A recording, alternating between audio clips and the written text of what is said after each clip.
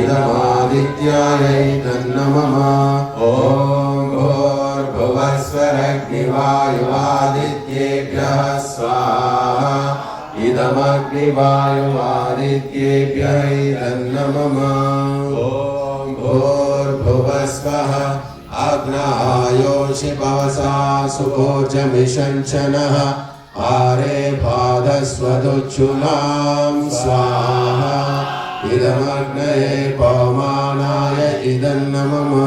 ॐ भूर्भुवस्वः अग्निर्वशे पवमानः पाञ्चजन्यः पुरोहितः तमीमहे महागयो स्वाहा। इदमग्नये पवमानाय इदन्नमः। ॐ भूर्भुवस्वः अग्ने पवस्वस्वपा अस्मे वर्चस्व वीर्यं गतत्रयं मयिपोषं स्वाहा। इदमग्नये पवमानाय इदन्नमः। ॐ भूर्भुवस्वः प्रजापतेरत्वदेतान्यन्यो विश्वा जातानि परिता बभूव। यत्कामास्ते जुमस्तन्नो अस्तु भयं श्यामपतयोरयीनां स्वाहा। इदं प्रजापतये धन्नमः।